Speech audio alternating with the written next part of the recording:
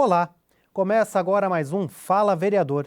A partir deste programa estamos retomando as entrevistas presenciais com os vereadores aqui no estúdio, mas ainda mantendo algumas medidas de segurança para evitar o contágio pela Covid-19. Este programa é um espaço tradicional para os parlamentares de Itajaí falarem a respeito de suas pautas legislativas e os principais assuntos da cidade. E no programa de hoje participa conosco o vereador Gabriel Zanon, do Podemos. Olá, vereador, tudo bem? Seja bem-vindo aqui ao estúdio da TV Câmara. Obrigado, Maurício, pela oportunidade de estar aqui conversando com você, conversando com a nossa população. Prazer ter essa conversa hoje.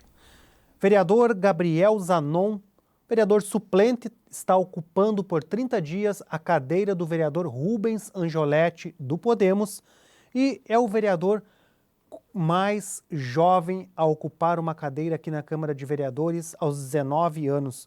O que representa isso para você, Gabriel? Representa uma realização de um sonho, mas um sonho que que eu tenho, que eu tive na minha vida, que eu descobri que era a minha vocação fazer política, e ao mesmo tempo que é um sonho, realizado, uma responsabilidade muito grande para honrar os meus votos, para honrar esse fato de ser o vereador mais jovem da história da cidade. E com certeza eu trabalho firmemente para corresponder à expectativa. Estou trabalhando muito, não imaginei que seria tão corrido, tão acelerado, mas quando a gente faz o que gosta é recompensador, né? É gratificante. Como é que você recebeu a notícia de que teria a oportunidade de ficar 30 dias atuando como parlamentar aqui na Câmara de Vereadores? Eu vejo que o Rubens Angioletti, que me cedeu esse espaço, ele olhou de forma carinhosa com a minha situação, fiz 1.117 votos, fui 16º mais votado, só não me elegi porque, infelizmente, o nosso partido foi mal, os demais candidatos não se saíram muito bem, que é normal do processo eleitoral, mas pela votação que eu fiz, eu poderia estar aqui dentro, né? Poderia estar como vereador titular. Então eu vejo que o Rubens ele olhou com carinho essa situação e me oportunizou estar fazendo esse sacrifício, deixar de receber seu salário, deixar de ser vereador por um mês para poder me dar essa oportunidade. O Rubens ele é um cara exemplar e é uma grande honra para mim substituí-lo e honrar seus eleitores, honrar os meus eleitores nesse período. Vereador, 1.117 votos, um resultado expressivo para a primeira disputa do pleito. A que você atribui esse resultado?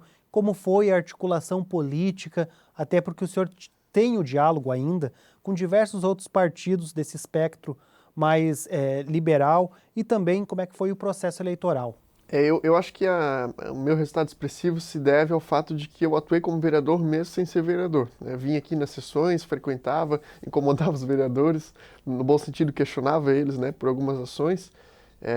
E claro que a gente vai amadurecendo, vai ficando mais calmo, vai aprendendo a lidar com as divergências, mas eu era bem incisivo e questionava algumas ações do poder público, sempre fui muito crítico em relação à atual administração.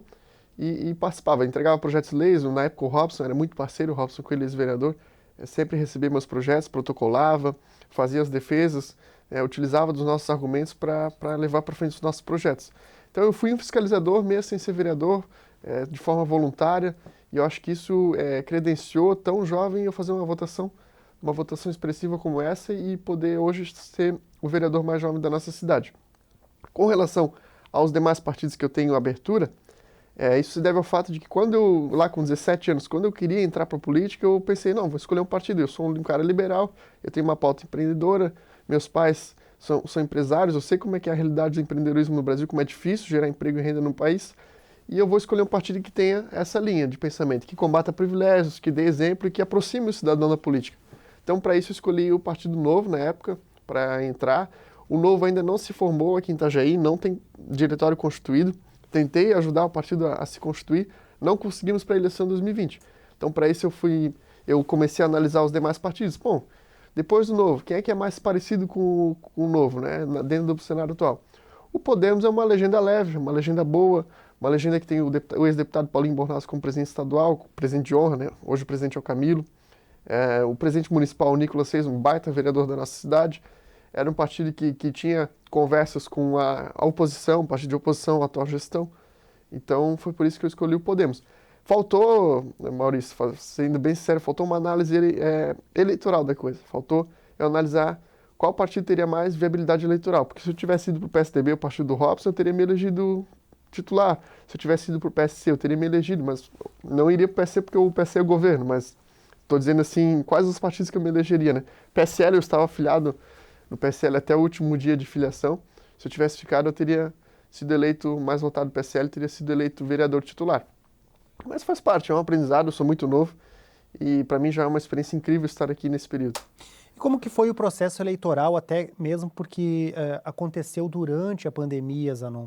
A gente observou que houveram algumas dinâmicas diferentes até na campanha, houveram mudanças nas regras eleitorais e o próprio coeficiente foi uma das mudanças, né? Não mais na proporcional, mas sim cada partido tem que fazer o seu próprio número de votos para colocar o parlamentar, redução de 21 para 17 cadeiras, diálogo com as pessoas, era um contexto totalmente diferente. E sem falar na polarização política também, como é que você foi recebido aos 18, 17 anos ali para falar com a população? É um processo, como tu descreveu muito bem tudo que aconteceu, né? Pandemia, a gente não poderia ter contato com o povo da forma como tem que ser, né? Na política faz muita diferença o contato físico com as pessoas, isso a gente não teve da forma como poderia, como é o ideal para uma eleição, como é o ideal para a vida normal, né? A gente ter contato com as pessoas, isso que é legal. Perdi a minha entrada na faculdade, e a faculdade ficou remota, só que a gente usou muita rede social, como já usaríamos em tempos normais, a gente focou na rede social, focamos no meu público, jovens, profissionais liberais, empresários, empreendedores da nossa cidade. Focamos nesse público, fizemos uma campanha bem nichada, bem específica para um público e por isso conseguimos esse resultado. Foi desafiador, acho que para todos foi bem desafiador. Na questão, até Maurício, na questão política foi bem desafiador. Mas, graças a Deus, eu fui sempre muito bem recebido nas empresas, fui bem recebido pelas pessoas e pude contar com o apoio de muitos amigos, pessoas que acreditaram na causa, que desprenderam seu tempo, seu recurso e nos ajudaram a chegar nessa eleição, né? Não foi fácil, mas sempre é um processo de eleição, um processo trabalhoso, um processo difícil, mas um processo que, se tu faz bem feito, tu fica grato, né? Eu saí muito grato, foi um aprendizado pessoal também muito grande. Por eu ser muito jovem, eu tive que lidar com muitas questões que eu não estava acostumado, por não ter essa responsabilidade. Então foi uma evolução pessoal também muito grande. Gabriel, nas primeiras manifestações aqui na Câmara de Vereadores, durante o uso da tribuna também, você sempre destaca o pensamento liberal. Quais os pontos do pensamento liberal, Gabriel, e você acredita que podem contribuir na política hoje, né, diante também de todas as demandas sociais que existem no país e também como que podemos aplicar ela às demandas do município de Itajaí, né? A necessidade que Itajaí tem, porque Itajaí continua em desenvolvimento acelerado. O Brasil é um país extremamente burocrático, um país que prejudica o ambiente de negócio, o Estado brasileiro prejudica o ambiente de negócio. A gente está na posição 150 e poucos no ranking de liberdade econômica do Banco Mundial, do InBusiness, da Heritage Foundation. E isso no contexto Brasil, né? Passando para o contexto municipal, a realidade não é diferente. Itajaí é uma das cidades mais burocráticas para conseguir se abrir uma empresa e não é só o fato de ser burocrática, né? Isso significa que os empresários que estão tendo dificuldade de abrir seu CNPJ aqui na cidade vão trazer suas empresas para outras cidades vizinhas que são mais céleres nessa questão. Balneário, Navegantes é mais rápida, Brusque, Florianópolis. E isso dificulta o empreendedorismo na cidade e o empreendedorismo significa mais emprego e renda para a população, mais geração de negócios. Mais geração de negócios é melhor para todo mundo. Outra questão nesse sentido é por causa da minha trajetória, né? Por causa da minha trajetória. Meu pai é empreendedor do setor têxtil, do setor de confecção, de calça jeans, e eu via a dificuldade que é gerar emprego e renda no nosso país, eu via a dificuldade em relação à legislação trabalhista, inúmeros processos trabalhistas, a minha mãe, como dentista na área da saúde, cirurgiã dentista também, uma burocracia gigantesca nas questões, enfim, nas questões da atividade dela, mas principalmente por ver meu pai empreendendo, eu já tinha noção desde pequeno de como o Brasil era um país difícil, um país burocrático, o custo do Brasil muito alto, Hoje é muito para quem paga e pouco para quem recebe, porque o governo, como é a maior fatia, o governo é o maior sócio do brasileiro. A gente passa 5 meses do ano só pagando imposto. O governo é o nosso sócio majoritário e tira todo o nosso lucro. A verdade é essa. Então, por isso que eu tenho essa pauta de empreendedorismo. Gabriel, tem algum país que você entende como modelo, pelo menos para que o Brasil adotasse algumas ideias que pudessem acelerar, porque pelo que a gente compreende, a tua principal ideia é a livre iniciativa econômica, né? Qual seria um modelo para se espelhar? Vamos pensar em modelo, né? O Brasil adotou o modelo de federação, federalismo. Só que o Brasil, isso copiou dos Estados Unidos. Só que o Brasil copiou do jeito errado. Quer dizer, o federalismo americano, os estados são independentes, os estados têm autonomia legislativa penal e economicamente, tributária, existe uma competição, existe uma autonomia dos municípios e dos estados em legislar e decidir sobre sua própria vida. Quem é que entende mais sobre a sua localidade? É o cidadão do município, ou seja, é o itajaiense, ou é o burocrata de Brasília? E aqui no Brasil, para contextualizar, no Brasil a situação é diferente. Brasília concentra a maior parte dos recursos, Brasília concentra as iniciativas legislativas, penais, qualquer área legislativa, a maior competência sempre é da Câmara Federal. Isso prejudica muito as cidades, não só Itajaí, prejudica todas as cidades. Itajaí, só para ter uma noção, falando de modelo de país, né? Por isso que eu digo que os Estados Unidos é referência nesse sentido, porque lá os estados e municípios têm autonomia legislativa, é uma federação que dá autonomia para os estados e municípios. Falando em números, contexto Itajaí, Itajaí gera de tributos, impostos, 16 bilhões de reais. O orçamento da cidade é de 2 bilhões de reais, porque o orçamento é uma composição de recursos municipais, estaduais e federais que retornam para o município, certo? Itajaí manda 16 bilhões para Brasília, desses 16 bilhões, Brasília só manda de volta 800 milhões de reais. E o resto é ICMS estadual, né? E o próprio IPTU que já fica aqui no município. Falei da composição orçamentária, né? Veja só o abismo que tem entre o que a gente gera de riqueza para o país e o que recebemos de volta da União. Isso é trágico. Imagino que não seria nossa cidade, que já é muito boa, já é uma cidade de referência para o Estado, já é uma cidade de referência para o Brasil, mas imagino que não seria se não fosse esse pacto federativo totalmente distorcido, né? Nós temos que fazer um intervalo, voltamos em seguida para continuar essa conversa com o vereador Gabriel Zanon, do Podemos. Até já.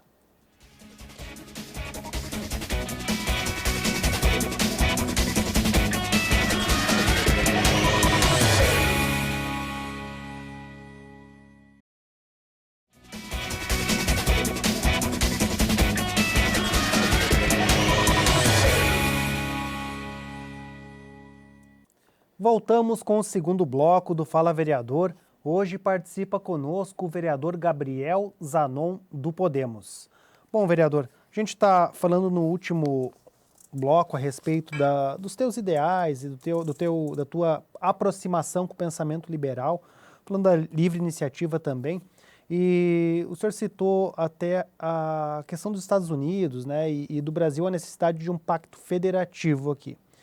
Mas o senhor acredita que, devido a tantas demandas sociais e todo esse contexto que a gente tem político no Brasil, essas ideias poderiam contribuir para o desenvolvimento econômico e também para atender toda a população em seus direitos, como saúde, educação e segurança pública? Sem dúvida, porque o recurso ficando no município e no estado, a burocracia diminui, o tempo para fazer as coisas diminui. O Brasil também é burocrático na questão pública, né? Então, consequentemente, as obras seriam mais rápidas, as realizações do governo seriam mais rápidas. Isso contribui para qualquer região do Brasil. Vereador, o senhor tem um projeto de lei já protocolado na casa que trata a respeito disso, junto com diversas pautas voltadas ao empreendedorismo, né, com o objetivo de trazer a discussão sobre esses negócios de pequeno, médio e grande porte. Mas uma das questões que o senhor sempre levanta é que essa demora de 60 dias para a abertura de uma empresa aqui no município de Itajaí, né? Então, até o senhor conseguiu a aprovação de uma audiência pública, que depois a gente vai comentar. Mas agora eu quero perguntar a respeito desse projeto. Ele dispõe que a Declaração Municipal de Direitos de Liberdade Econômica é uma iniciativa, uma proposta para desburocratizar e facilitar os processos públicos para a abertura de uma empresa, né, adequando já ao município uma lei federal de liberdade econômica.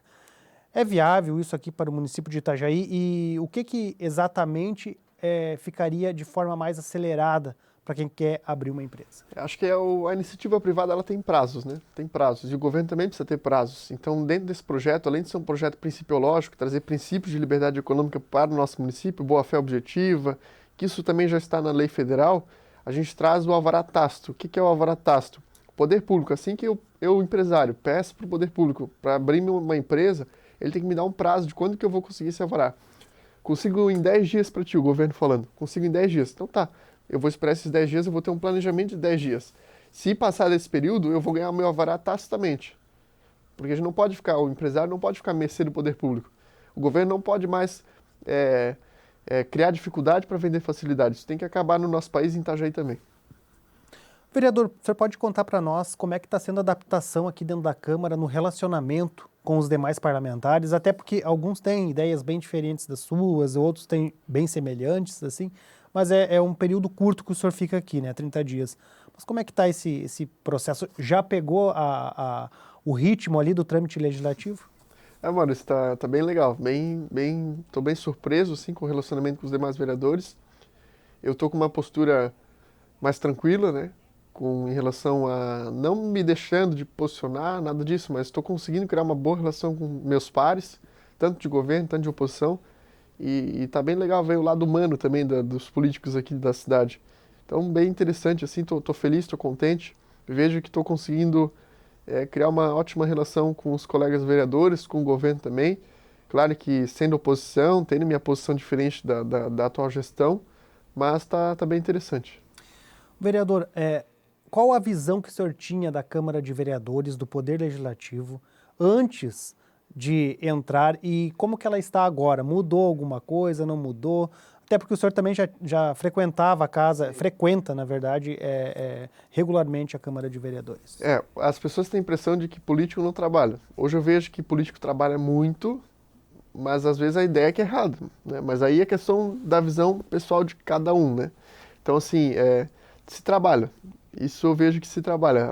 Todos aqui têm agendas lotadas, e a minha também. A questão é das ideias, daí cada um tem a sua ideologia, né? A minha ideia eu acho que é a certa, do outro eu acho que é errada e faz parte do jogo. Mas que todos trabalham muito trabalho. E em relação à Câmara em si, eu não sabia que a sessão demandava tanto tempo.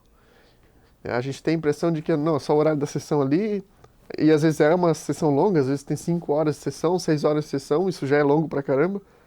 Mas o pré-sessão e o pós-sessão também consome muito tempo. Então, assim, até eu tinha um planejamento de agenda, hoje já é totalmente diferente, né? Terça e quinta eu fico focado na sessão para não ter problemas e poder me concentrar na atividade legislativa. Nos outros dias que a gente deixa para sair na rua e fazer a fiscalização, né? Que é o trabalho de rua do parlamentar, né? Importantíssimo até. Que também faz parte do nosso trabalho. Falando em fiscalização, o senhor demonstra ter um foco de ficar fiscalizando a questão da transparência do poder público municipal, toda a gestão pública e também as obras e os gastos que o Poder Executivo tem aqui no município. No dia 12 de julho, o senhor fez uma visita a algumas obras públicas e uma delas foi no loteamento Nilo Bittencourt, no São Vicente, que o senhor buscou saber como é que estava a situação do Centro de Educação Infantil Eloy Camilo da Costa. As obras estão atrasadas, o senhor está questionando também. Tem outros vereadores também que já fizeram esse questionamento, mas assim, era para ser entregue em 2017. Foi sendo transferida e já estamos em 2021. Ali a expectativa seria atender 200 crianças. O senhor já foi atrás das informações, já conseguiu algumas respostas? Ainda não obtive resposta sobre o assunto, mas o nosso gabinete já protocolou requerimento nesse sentido. O que acontece lá é o seguinte, né? Uma obra com custo alto, milionário, mais de 5 milhões de reais, que foram gastos cerca de 3 milhões de reais. 70% da obra foi concluída, o governo não pôs em prática o que tinha que ser feito ali, e é a teoria da janela quebrada, né? Vai ficando estragado, não vamos povoando aquela construção, e ela vai se depredando e, consequentemente, começa a vir morador de rua, começa a vir usuário de droga, e ali na frente, e aí, consequentemente, prejudica toda a comunidade que ali vive. O abandono da obra vira outro problema público e aí acaba que Perfeito, porque daí vai criando uma bola de neve negativa, né? E aí o que acontece? A população que mora ali em volta é uma área adensada, uma área que tem bastante população, é uma área adensada populacionalmente, né? Falando. E a população que está ali sai prejudicada. Imagina, e na frente ali do local tem uma praça de esportes que tem até quadra de tênis, uma praça bem legal. Imagina tu levar uma criança ali, do outro lado da rua tem uma trouxinha de crack no chão, foi isso que eu vi lá. É inaceitável isso. Então não é nem só a questão das 200 crianças que estão sendo deixadas de ser atendidas ali. É a questão, um problema social complexo, né? Os moradores de rua morando ali, entrei lá dentro, tem cocô no chão, assim. Sendo bem transparente contigo, a gente vê de tudo ali dentro. É uma obra grande, um espaço amplo na cidade, num bairro bem populoso, no Nilo Bittencourt, criando um caos. provavelmente só ficará pronto ano que vem, 2022 ou 2023.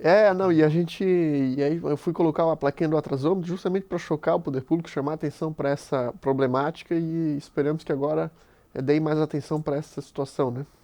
Vereador, quais os outros locais o senhor tem ido fiscalizar e pretende ir ainda durante agora a sua estadia aqui na Câmara de Vereadores, mas também nos próximos meses? O Centro de Inovação é uma construção no bairro Itaipava para abrigar empresas de tecnologia, startups, incubadores e aceleradores de empresa. A Univale, a UFSC também vão para ali. Agora eu vi no Diarinho hoje que vai ter uma escola com foco em tecnologia, né? É uma construção que também já era para estar pronta em 2017, também está atrasada, mas essa é do governo do estado, tem uma participação do município em relação à infraestrutura ali, a estrada, todo o entorno da obra, né? É uma obra que eu já fui visitar na campanha e que eu estou para ir de novo também fiscalizar e exigir como vereador o cumprimento dessa obra para que a gente também precisa pensar na economia Itajaí, né? A gente vive numa economia Itajaí focada na área portuária, uma área de comércio exterior, na atividade logística, muito importante, gera muito dinheiro para a cidade. Mas a gente precisa começar a diversificar a economia da nossa cidade para não ficar dependendo só de um setor da economia. E eu penso que a tecnologia e a inovação, criar um polo tecnológico na cidade vai contribuir muito para isso, como já tem em Joinville, como já tem em Florianópolis. No Perini Business Park, em Florianópolis, e no Perini de Joinville. E na CAT, Centro Tecnológico lá da CAT, também em Florianópolis, a gente precisa ter um aqui em Itajaí. E o Centro de Inovação é o local ideal para isso. Nós vamos fazer mais um rápido intervalo, já voltamos com o terceiro e último bloco do Fala Vereador. Até mais.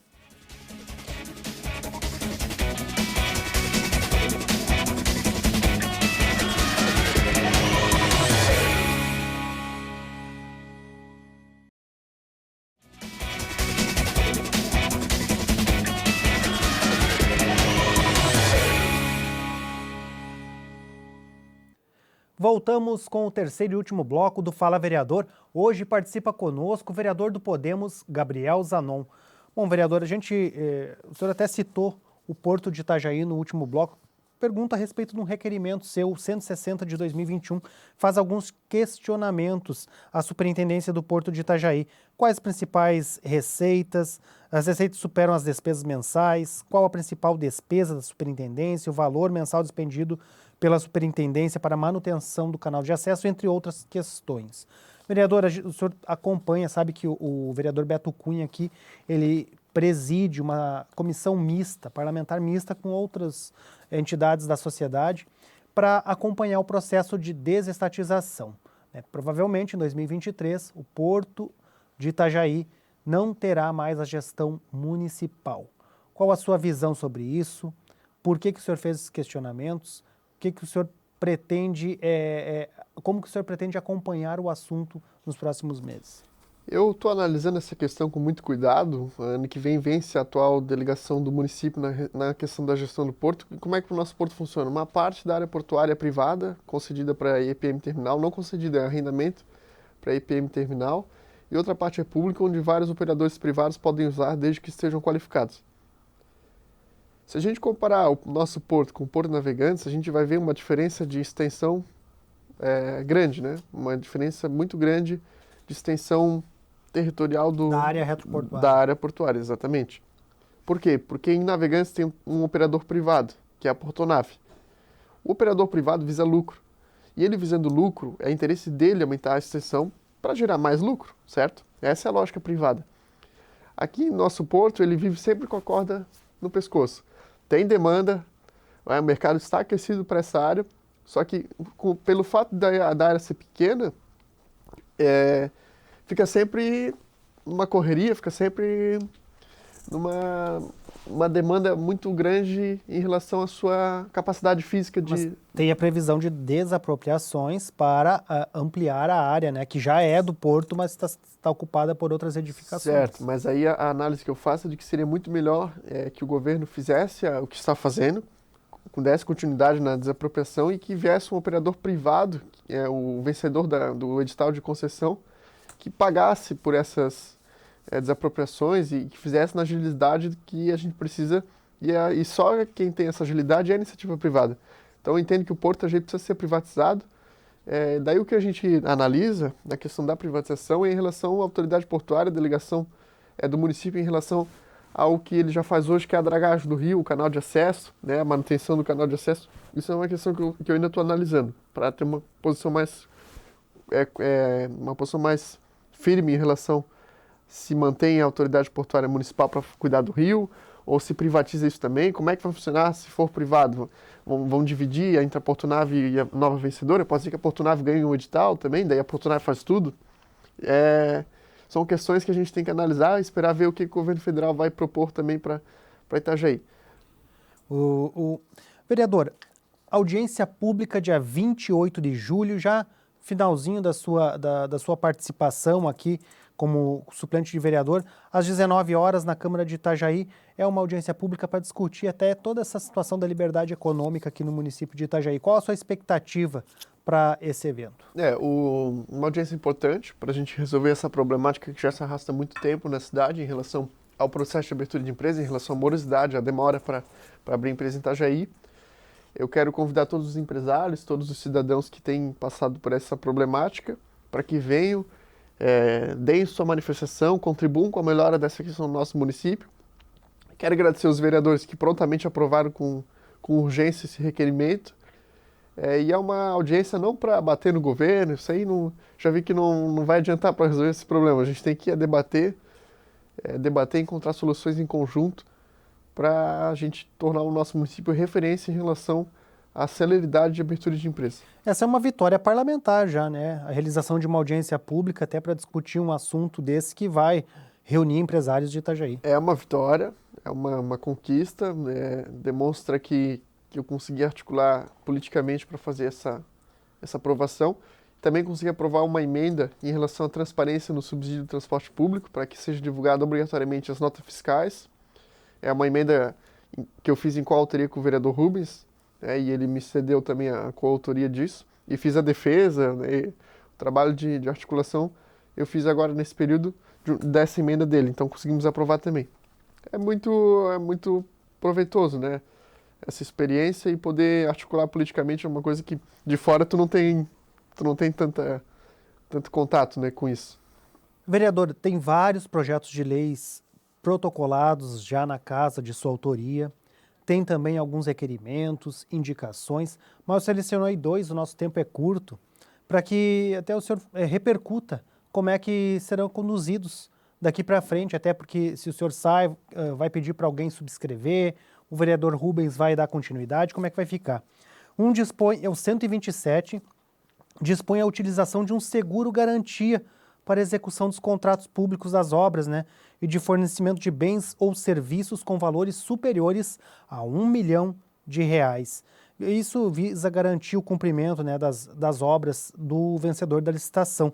O senhor acredita que é viável isso e que pode partir da Câmara de Vereadores ou também, de repente, virar um anteprojeto e o município mandar aqui para a Câmara? Como é que é? O debate de constitucionalidade eu acredito que é constitucional, né? O vereador propor, até porque a lei de licitações abre margem para que o município estabeleça seguro-garantia e, enfim, em relação ao seguro, o que é? Nada mais é do que obrigar o vencedor da licitação a cumprir a obra no custo, no prazo, na qualidade determinada em contrato. É colocar a iniciativa privada para ajudar o poder público a fiscalizar. E a iniciativa privada, no caso seguro, vai ressarcir o município se um dos 3 quesitos não forem colocados em prática: custo, prazo e qualidade. Esse modelo já funciona nos Estados Unidos, é o modelo de performance bond. Esperamos que o governo nos ajude a aprovar esse projeto, que vai ser muito importante para a resolutividade das obras públicas. Um outro projeto de lei de sua autoria, o 128 de 2021, ele altera disposições de uma lei municipal de 2010 que cria a Junta Administrativa de Recursos de Infrações, a Jari. Pretende reduzir de 3 unidades fiscais de salário para 2 unidades o valor da UFM. Hoje é de R$ 186,50, vereador. Também diz respeito à questão orçamentária, à questão financeira, mas como que o senhor pretende, ou a sua expectativa para o debate dessa situação? A Jari é a junta para julgar recursos de multas de trânsito e cada conselheiro recebe para fazer esse julgamento. Se for feito no horário de trabalho do servidor público, ele não precisa receber. E eu regulamento isso nesse projeto para que o município não desembolse dinheiro para esses conselheiros, porque eu entendo que a gente tem que ter austeridade fiscal. E se pode ser feito no horário de trabalho do servidor, por que não? Outra questão é reduzir, se for feito no horário extra de trabalho, que daí tem que receber por isso, que seja pago uma hora dessa unidade medida. Unidade fiscal. Isso, UFM. UFM, Unidade Fiscal Monetária, não é? Monetária. Isso. 1 hora de unidade fiscal monetária. Por que 2 horas? Né? Isso é um valor de R$180, é um valor caro e chega a dar valores altos, né, no mês, a mais pago pelo julgamento desses recursos. Então é mais um projeto no sentido de austeridade fiscal. Vereador, como é que esses projetos vão tramitar daqui para frente na casa? Como é que o senhor vai dialogar isso com os demais colegas parlamentares? Pretendo levar para meus pares esses projetos, para quem quiser tocar para frente, que toque. O projeto não tem autor, é de todos nós, vereadores. São projetos importantes e eu conto com a ajuda dos demais vereadores para que subscrevam o projeto, para que tomem para si esses projetos e deem sequência na casa. O importante não é ser o pai da criança, o importante é o projeto ser aprovado. Vereador, obrigado por aceitar o convite, participar aqui do Fala Vereador. Desejamos um excelente trabalho aqui parlamentar e que o senhor consiga fazer uma boa política aqui no município de Itajaí. Obrigado, Maurício. Esse é o ideal, fazer uma boa política, renovar a política, dar o exemplo e fazer a diferença. Te agradeço pelo convite de participar do programa Fala Vereador. E o Fala Vereador fica por aqui, mas este e outros programas podem ser vistos no canal 14 da NET e também no canal da Câmara de Vereadores de Itajaí, no YouTube. Até a próxima.